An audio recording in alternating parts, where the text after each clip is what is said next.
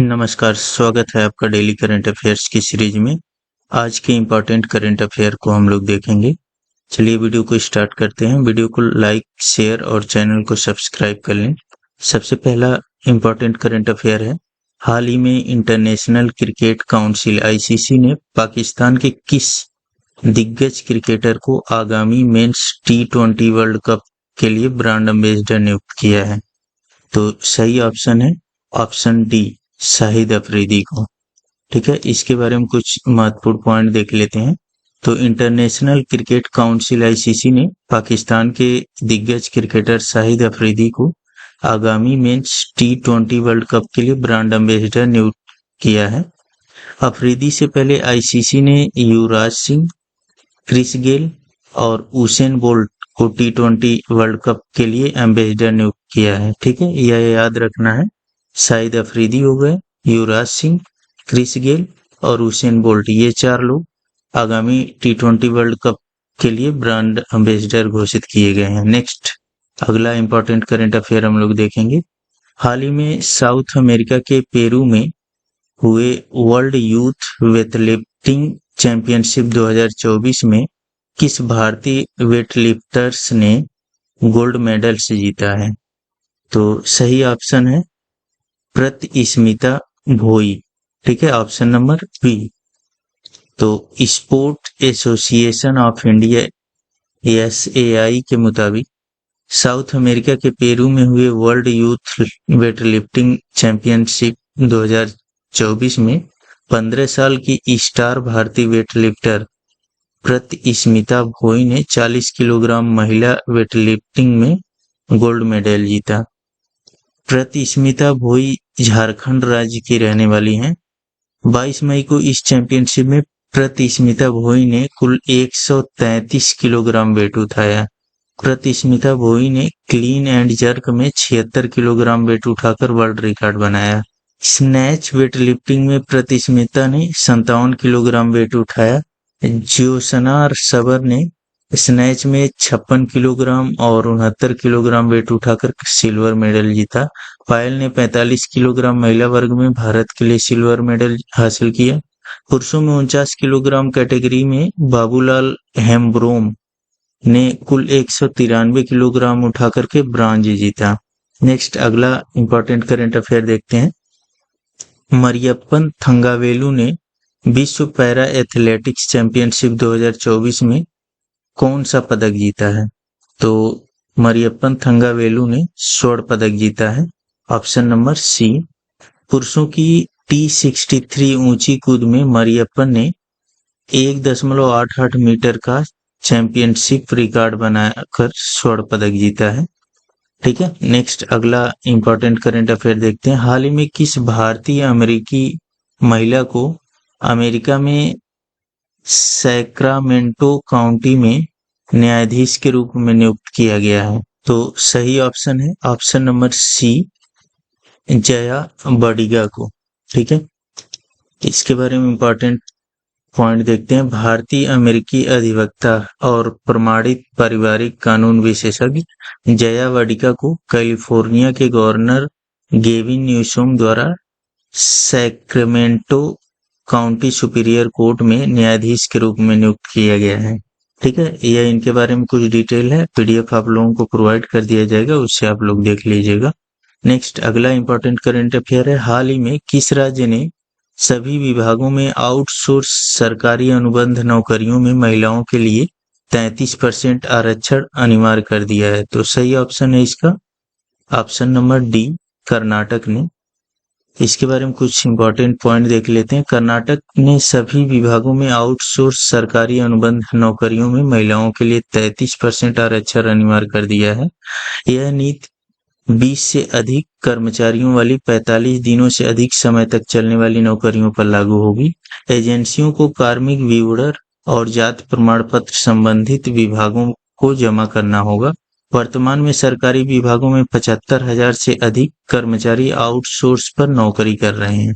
Next, अगला important current affair है। संयुक्त राष्ट्र महासभा ने 24 मई को अंतर्राष्ट्रीय मार्खोर दिवस के रूप में घोषित किया।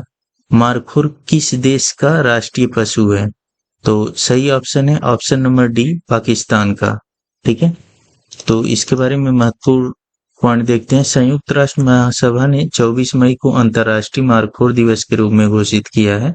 पाकिस्तान और 8 अन्य देशों द्वारा प्रायोजित इस प्रस्ताव का उद्देश्य मध्य और दक्षिण एशिया के पहाड़ी क्षेत्रों में पाई जाने वाली इस प्रतिष्ठित और पारिस्थितिक रूप से महत्वपूर्ण प्रजातियों के संरक्षण के बारे में जागरूकता बढ़ावा देना है।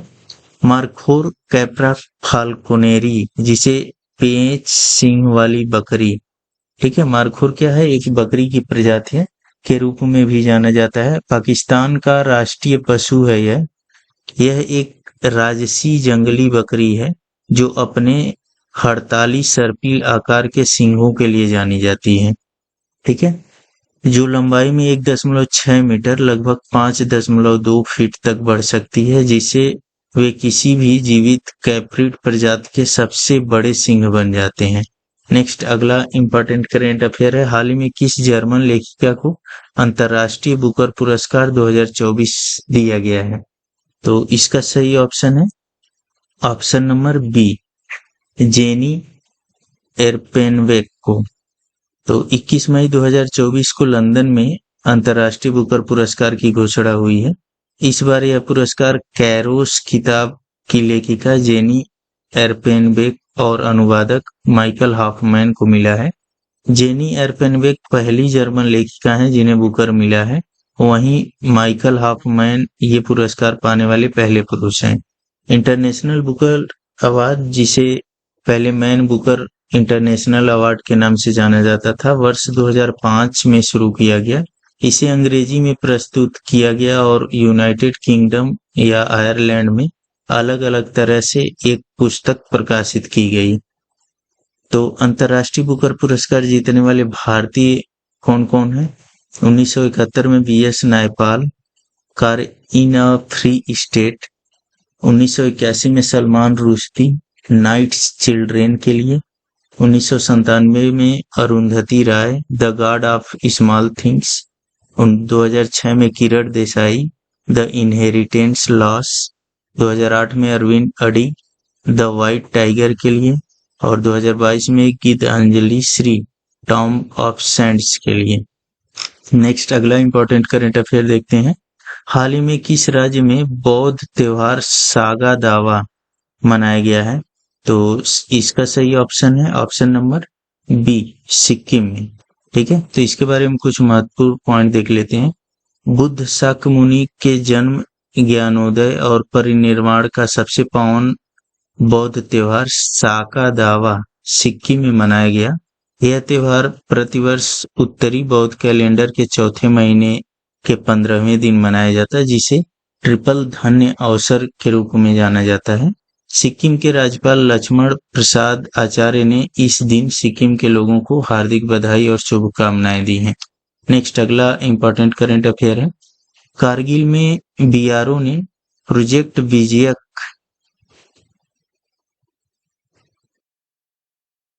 के लिए विश्व के सबसे ठंडे क्षेत्रों में से एक द्रास में सड़क निर्माण के लिए किस तकनीक का सफलतापूर्वक उपयोग किया है?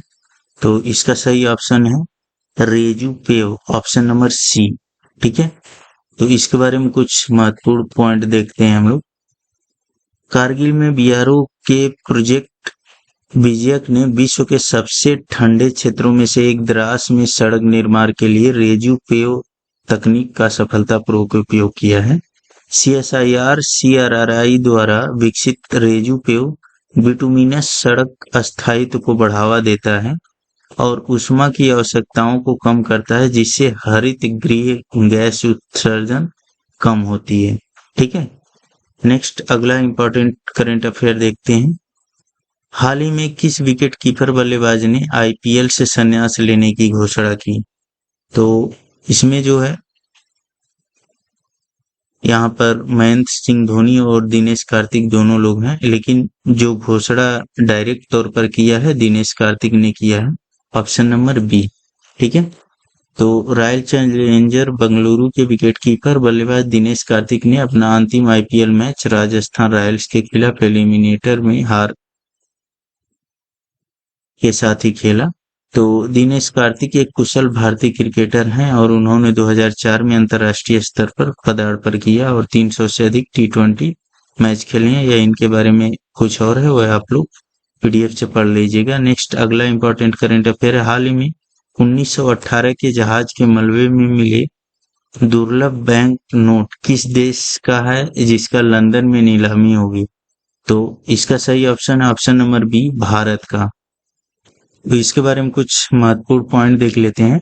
SS सिराला जहाज के मलबे में मिले 1918 के दुर्लभ 10 रुपए के बैंक नोटों का लंदन के नून्स में फेयर में नीलामी की जाएगी। अनुमानित तौर पर GBP 2000 और 2600 के बीच मिलने वाले नोट उस समय के हैं जब 2 जुलाई 1918 को एक जर्मन U-बोट ने जहाज को डुबो दिया था। नीलामी में मूल रूप से लंदन से बॉम्बे भेजी गई वस्तुएं शामिल हैं जिनमें मुरब्बा और गोला बारूद शामिल है। नेक्स्ट अगला इंपॉर्टेंट करंट अफेयर देखते हैं। हाल ही में किस देश ने भारत को अगली पीढ़ी का परमाणु ईंधन देने की घोषणा किया है? तो इसका सही ऑप्शन है ऑप्शन नंबर ए, रूस ने। इसके बारे में कुछ महत्वपूर्ण पॉइंट देख लेते हैं। अजीत कुमार मोहंती टाम्स यात्रा के दौरान रोसाटॉम के प्रमुख एलेक्सी लिगचेव ने घोषणा की कि रूस भारत को अगली पीढ़ी के परमाणु ईंधन की आपूर्ति करेगा। परमाणु ऊर्जा एक रिएक्टर में परमाणुओं को विभाजित करके जल को भाप में बदलने, टरबाइन को चालू करने और विद्युत उत्पन्न करने से प्राप्त होती है।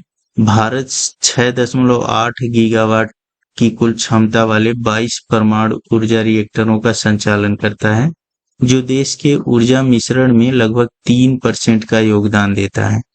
नेक्स्ट अगला इंपॉर्टेंट करंट अफेयर देखते हैं हम लोग। वाटर फॉर शेयर्ड प्रॉस्पेरिटी विषय वस्तु के अंतर्गत 10वां विश्व जल मंच आधिकारिक तौर पर किस देश में शुरू किया गया? तो यह सही ऑप्शन है ऑप्शन नंबर डी, इंडोनेशिया में। इसके बारे में कुछ महत्वपूर्ण पॉइंट देखते हैं। वाटर फॉर शेयर्ड प्रॉस्पेरिटी विषय वस्तु के अंतर्गत 10वां विश्व जल मंच आधिकारिक तौर पर इंडोनेशिया में शुरू हुआ है। फोरम ने 4 विषयों पर ध्यान केंद्रित किया। ठीक है, पहला है जल संरक्षण, दूसरा है स्वच्छ जल एवं स्वच्छता, तीसरा है खाद्य एवं ऊर्जा सुरक्षा और चौथा है प्राकृतिक आपदाओं का शमन। ठीक है, इन 4 पर वह फोकस किया गया। इंडोनेशियाई राष्ट्रपति कौन है? Joko Widodo. फोरम में 350 सत्र होंगे और यह 1 लाख प्रतिभागियों की मेजबानी करने के लिए तैयार है। नेक्स्ट अगला इंपॉर्टेंट करंट अफेयर है। कांस फिल्म फेस्टिवल में भारत के किन फिल्मों को अवार्ड मिला? तो इसका सही ऑप्शन है ऑप्शन नंबर सी, दोनों को। ठीक है, मतलब ए और बी दोनों में जो शामिल है। Sunflowers were the first ones to know और दूसरा क्या है? बनीहुड। ठीक है, इन दोनों को कांस फिल्म फेस्टिवल में अवार्ड मिला है। तो इसके बारे में कुछ इंपॉर्टेंट पॉइंट पढ़ लेते हैं हम लोग। 77वें कांस फिल्म फेस्टिवल में मैसूर के film maker Chidananda S Naik की film sunflowers were the first ones to know को ला सीने फर्स्ट प्राइज दिया गया। इस फिल्म को फिल्म मेकर चिदानंद एस नायक ने पुणे के film and television institute of India के टीवी विंग में 1 साल की पढ़ाई के बाद बनाया था। ये फिल्म कन्नड़ लोक कथा पर आधारित है जो एक ऐसी बुजुर्ग महिला के बारे में है जो मुर्गियां चुराती है। बुजुर्ग महिला की गलतियों की सजा उसके बेटे को मिलती है जिसका गांव में उठना बैठना बंद करवा दिया जाता है। इस कैटेगरी में भारत की मानसी माहेश्वरी को एनिमेशन फिल्म बनीहुड ने 3रा पुरस्कार हासिल किया है। उत्तर प्रदेश के मेरठ में जन्मी मानसी NIFT से पढ़ाई करने के बाद UK की national film and television school से पढ़ाई की थी। पढ़ाई के दौरान ही मानसी ने एनिमेटेड फिल्म बनीहुड बनाई थी। दूसरे स्थान पर कोलंबिया यूनिवर्सिटी की डायरेक्टर S अस्या सेगालोविच की film out of the window through the wall और ग्रीक की यूनिवर्सिटी अरिस्टोटल के स्टूडेंट निकोस की film the chaos she left behind रही। ठीक है, नेक्स्ट अगला इंपॉर्टेंट करंट अफेयर देखते हैं। हाल ही में चर्चा में रहे सेब्रेनिका नरसंहार की याद में एक वार्षिक दिवस की स्थापना किसने की? तो इसका सही ऑप्शन नंबर सी, संयुक्त राष्ट्र ने। इसके बारे में इंपॉर्टेंट पॉइंट पढ़ लेते हैं। संयुक्त राष्ट्र ने सर्व विरोध के कारण 1995 के स्रेब्रेनिका नरसंहार को प्रतिवर्ष स्मरण करने के प्रस्ताव को मंजूरी दी। संयुक्त राष्ट्र ने एक प्रस्ताव को मंजूरी दी जिसके तहत 1995 में बोस्नियाई सर्बों द्वारा 8,000 से अधिक बोस्नियाई मुसलमानों के नरसंहार सेब्रेनिका नरसंहार की याद में एक वार्षिक दिवस की स्थापना की गई। इस कदम को सर्बों ने कड़ा विरोध किया है क्योंकि उन्हें डर है कि इससे उन सभी सामूहिक हत्या के नरसंहारक समर्थक के रूप में ब्रांड किया जाएगा। ठीक है, इसमें जो है वोटिंग हुई, उस वोटिंग में 193 सदस्यीय महासभा में लगभग मतदान 84-19 से बहुमत से पास हुआ, जिसमें 84 फेवर में और 19 जो है नॉन फेयर में वोटिंग किए और 68 जो है इसे बाहर रहे। ठीक है, इसमें जो है मैप में देखते हैं बोस्निया कहाँ है। तो बोस्निया एक यूरोप का देश है। ठीक है, बोस्निया जो है यूरोप का देश है, जो यहाँ पे है, यहाँ पे। ठीक है, यहाँ पे बोस्निया है। इसको थोड़ा और बड़े मैप में देख लेते हैं। यहाँ यह बोस्निया है, यह बोस्निया है। इसकी सीमाएं कहाँ से लगती हैं? तो इधर यह मोंटेनेग्रो है, यहाँ यह सर्बिया है और यहाँ यह क्रोएशिया है। ठीक है, इधर एड्रियाटिक सी है। ठीक है, तो इन्हीं से इसकी सीमाएं लगती हैं, मोंटेनेग्रो, सर्बिया और इधर क्रोएशिया। इससे जो है इसकी सीमाएं लगती हैं और इधर किसे लगती है? इधर एड्रियाटिक सी है। ठीक है, तो यह कुछ आज का इंपॉर्टेंट करंट अफेयर था। वीडियो को आप लोग लाइक, शेयर और चैनल को सब्सक्राइब कर लें। धन्यवाद।